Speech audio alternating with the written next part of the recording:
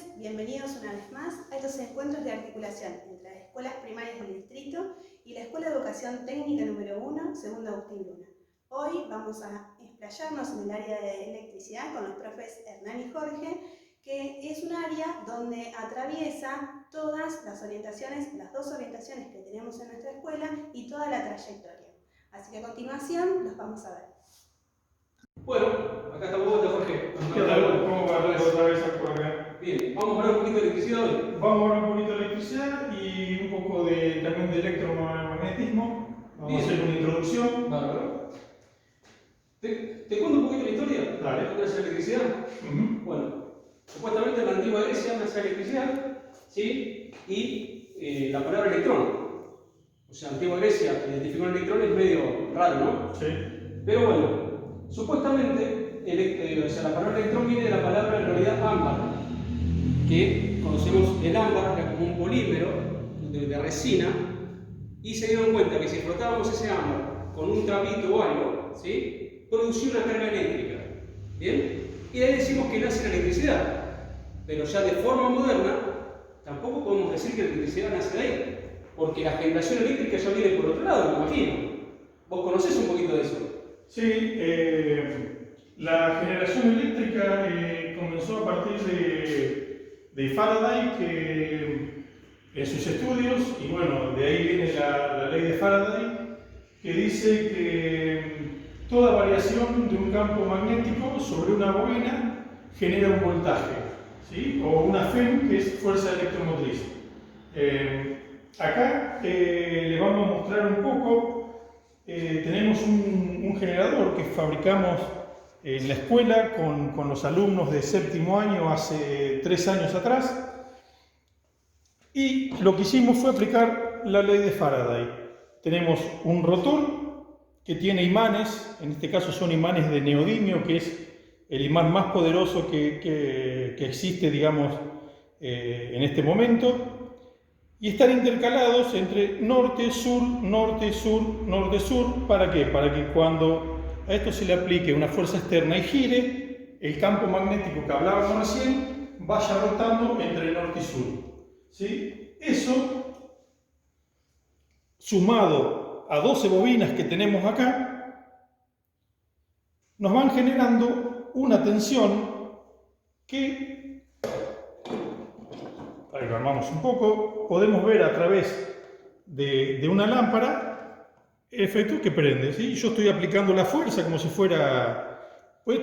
La fuerza puede ser un motor diésel, en este caso nosotros habíamos hecho un generador eólico, lo que pasa que es muy grande y ahora para todas las cosas, para el programa por ahí es medio aparatoso, pero bueno, el generador en sí es el mismo para todos y el principio de funcionamiento es el mismo en todos los generadores. Es un campo magnético que varía, ¿sí? Fluctúa entre norte y sur sobre una bobina. Eso genera una tensión. ¿Te puedo consultar algo, Jorge? Sí, hermano. Los imanes esos de neodimio que me decías recién. Sí. ¿Eso, por ejemplo, yo los puedo cortar y hacer unos chicos? Bueno, en este caso el de neodimio no. ¿Por qué? Porque el de neodimio está hecho con tierras raras, se llama, y tiene un encapsulado de níquel, que es la parte brillante que se ve de afuera, y si nosotros lo cortamos, adentro es como que se desgrana. Pero creo que tu pregunta iba a qué pasaba si partíamos un imán en dos. Sí, también puede ser. Por Claro. eso te pregunto, sí. Está bien. Bueno, nosotros tenemos un imán y vamos a suponer que este fuera un imán completo, la mitad sería norte y la otra mitad sur. Entonces, bueno, si nosotros pudiéramos partir exactamente a la mitad el imán, ¿qué creen que pasaría? Ya sé, te queda un norte y te queda un sur, lo dividís. No, ¿No te queda un norte y un sur? no queda un norte y sur.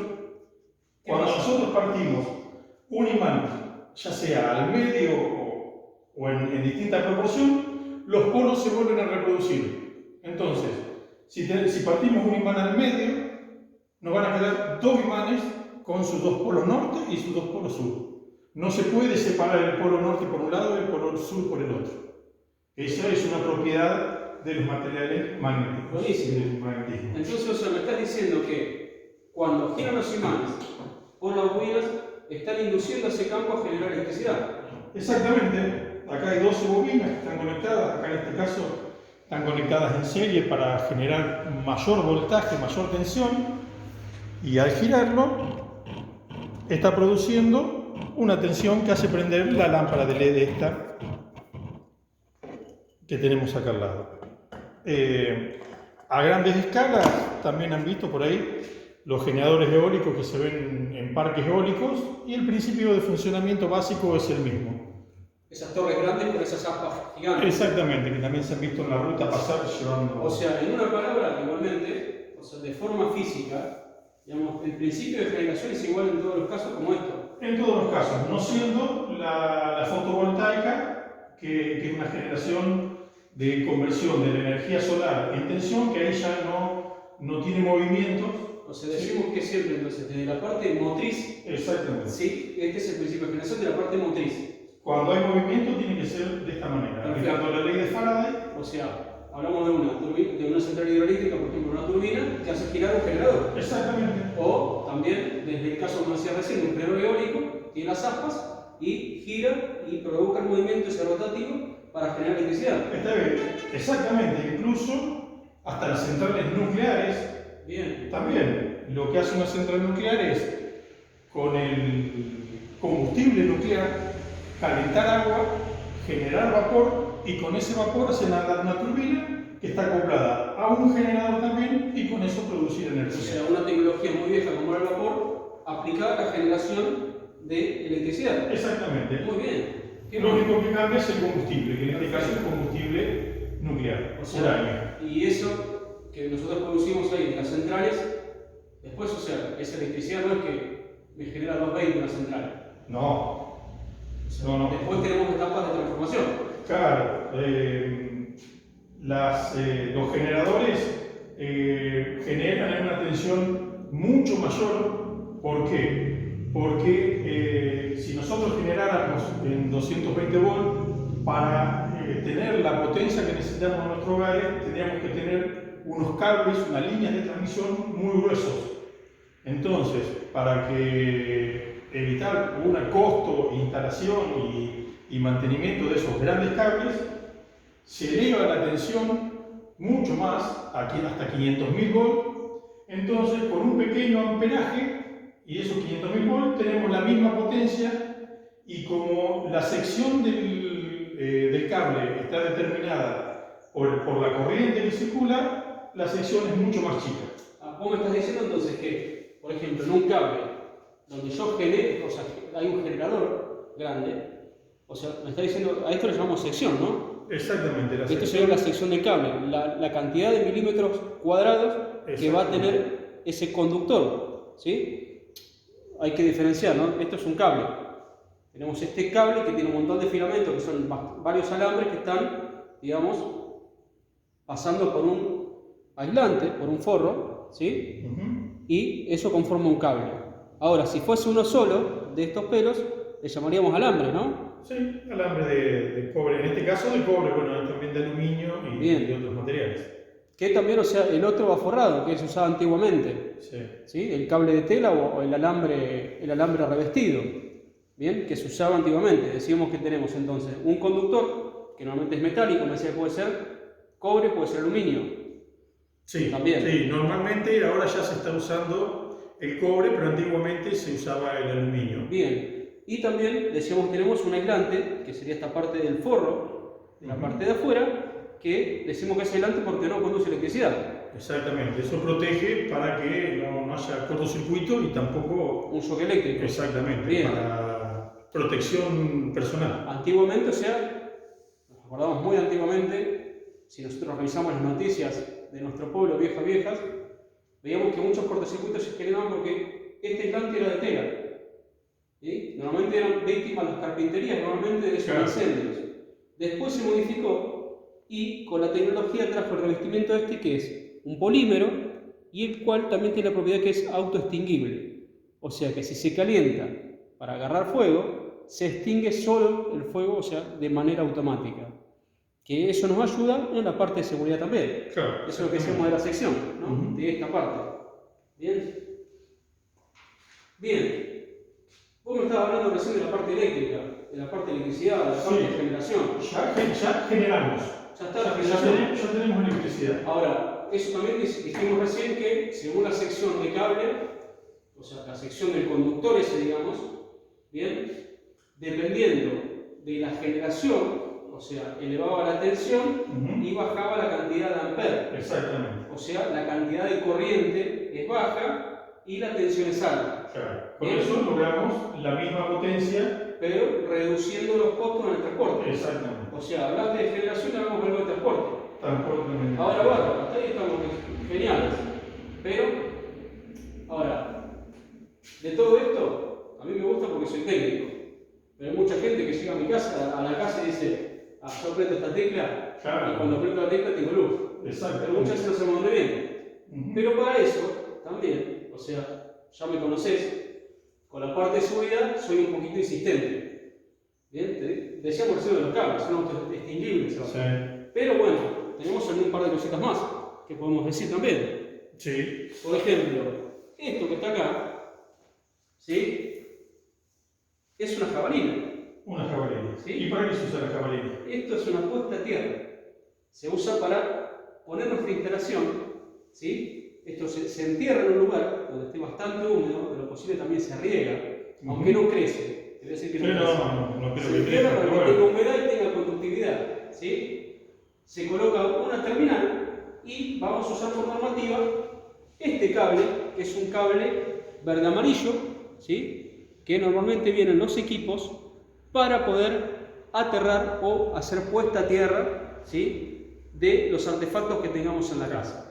Esa es en los enchufes la famosa tercer patita. La tercer patita, que es esta que nosotros vemos acá, esta tercer pata, Claro, que exactamente. todos dicen, ¿para qué esta zapata? ¿Para qué esta zapata? Bueno, se conecta, ¿sí? Para, ahí no sé si se alcanza a ver el símbolo, que es como un pinito invertido, Exacto, que simboliza ¿sí? la tierra. Simboliza la tierra, que eso está puesto a tierra. ¿Para qué se pone a tierra? ¿Qué pasa con esto? La electricidad, o sea, lo primordial que quiere hacer es descargarse, quiere provocar una descarga. El medio de descarga principal va a ser la tierra, por eso él coloca esto que es de metal, con un buen conductor, está revestido en cobre, ¿sí? Y de ahí va a estar conectado al artefacto. Bien, el artefacto normalmente que se conecta es un artefacto, por ejemplo, metálico. Esto, si fuese un motor, debería tener toma de tierra porque lo puedo tocar y me puede dar una descarga eléctrica o un shock eléctrico. O sea, que el cable verde entonces va conectado a la carcasa, a la parte metálica del Por artefacto ejemplo, o del electrodoméstico. Le pongo un terminal y le conecto un tornillo que esté conectado a la parte de la carcasa metálica del aparato en cuestión. Claro, ¿Qué va a hacer esto? Te dije recién, la electricidad lo que busca primero es tratar de ir a la Tierra. ¿Qué me pasa a mí? ¿O qué nos pasaba antiguamente? ¿Vos te acordás de las heladeras viejas? Sí. Las Gladiator, esas heladeras que venían de Siam, toda metálica. ¿Qué te decía siempre tu mamá? Que no vaya descalzo. No abras la heladera en pasta, te decía. No vayas descalzo en la heladera. Sí. ¿Por qué pasa esto? Porque antiguamente no existía esto. Claro, no existía la descarga de La tierra. descarga de tierra por seguridad. Entonces, como decíamos recién, ¿qué quiere hacer la electricidad? Irse a la tierra, lo más pronto posible. Yo voy descalzo, estoy en contacto con la tierra, mi cuerpo tiene sales, Claro. por lo tanto es conductor, o sea, mal conductor, pero conduce. Claro, sí, pero para el voltaje que estamos Me agarro la heladera. corriente es mucho. Me agarro la heladera y, ¿qué digo? Me pateo. Bueno, está mal usado el pateo. Sí, eso Porque sería en realidad lo más leve, me pateó. es una descarga o estoy sufriendo un shock eléctrico o una electrocución. Bien, esa es la palabra que iría en ese caso. Entonces, ¿qué hace esto? Lo que hace es esa descarga que venga hacia esta jabalina. Como el cable va a ser mucho mejor conductor que yo, va a ir por el cable a descargar la jabalina y el riesgo que yo tenga de electrocución es mucho menor por esto que está acá. Pero no solamente este elemento es el elemento primordial de seguridad, sino que tenemos otros elementos de seguridad. Por ejemplo, ¿cuántos vemos en el pilar de la entrada de la casa? Y vemos estos aparatitos. ¿Qué son esos aparatitos? es una llave térmica o termomagnética, en realidad, porque esa es la función que decíamos hoy con el electromagnetismo. Y este otro que vemos acá es un interruptor diferencial, o también se llamaba en una época electrostop. El electrostop, sí. Es llamado electrostop, que también es otro elemento de seguridad. La diferencia entre uno y otro es, por ejemplo, cuando yo tengo este que está acá, que decíamos que es una llave termomagnética, si vemos, está nomenclada, ¿sí? Dice, por ejemplo, C63, que es el modelo que está ahí, que significa que es para hasta 63 amperes. O sea, pasado este amperaje de los 63 amperes, se interrumpe, ya está conectado y interrumpiría el circuito. ¿Esto qué pasa? O sea, ¿qué función tiene? Por ejemplo, cuando se produce un cortocircuito, directamente lo que hace es abrir el circuito por seguridad. O sea, hay una disparada electrónica en el caso cuando existe un cortocircuito. Supera esa cantidad de amperes. Vuelvo a insistir, esto es industrial, 63 amperes. Para una casa estamos hablando de una llave térmica hasta 16 amperes. Más de ahí tengo que poner otra llave y distribuir ese circuito. No puede ser una carga superior a los 16 amperes por llave en una casa. En cambio, el interruptor diferencial, en este caso, vemos que también tiene nomenclado, ¿sí?, un amperaje y tiene nomenclado una corriente eléctrica. Con esa, ¿qué quiere decir esto? Esto es lo que me salva a mí en el caso de una electrocución. Esto detecta que el circuito, la fase, está yendo hacia tierra, está descargando. Cuando detecta esa descarga, este aparatito lo que hace es interrumpir ese circuito. Interrumpe el circuito para salvarme la vida y que no me quede electrocutado. Es conveniente, una vez al mes, ¿sí?, hacer la prueba con este botón para poder verificar que el mecanismo esté bien y ese sea el mantenimiento básico que tiene. Hernán, ahí podríamos aclarar también que los disyuntores diferenciales normalmente vienen con dos corrientes distintas digamos, de descarga tierra, que una es 25 mA y la otra 30 mA. ¿Cuál es la diferencia?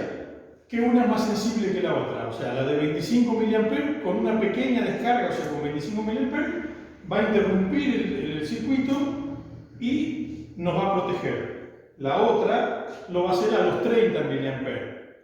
A ver, ¿nos protegen las dos? Sí, ahora una es más sensible que la otra. Y cabe destacar que arriba de los 35 mA esa corriente ya es letal para el cuerpo humano. ¿Por qué? Porque lo que hace todos los músculos del cuerpo se manejan a través de impulsos eléctricos. Entonces, ¿qué pasa si nosotros recibimos una descarga eléctrica? Todos los músculos se contraen, incluso los del corazón. Y el corazón deja de latir, se fibrila, se llama, el corazón pierde el ritmo que tiene normalmente, se contrae todo y uno ahí pierde la vida. Paro cardíaco. Exactamente. Un paro cardiorrespiratorio. Y otra cosa, normalmente también cuando dicen que no hay que hacerlo, pero si uno tiene una duda sobre un conductor eléctrico o sobre un artefacto, lo mejor es llamar a un técnico que lo revise, pero si no tenemos un técnico, lo mejor es tocarlo con la mano, con la palma para nuestro lado, así, de esta manera. ¿Por qué?